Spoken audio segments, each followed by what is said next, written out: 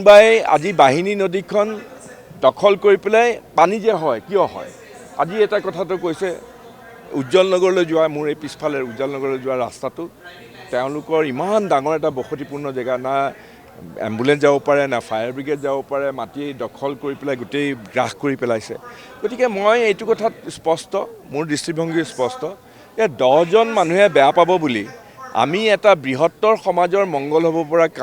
কামৰ ক্ষেত্ৰত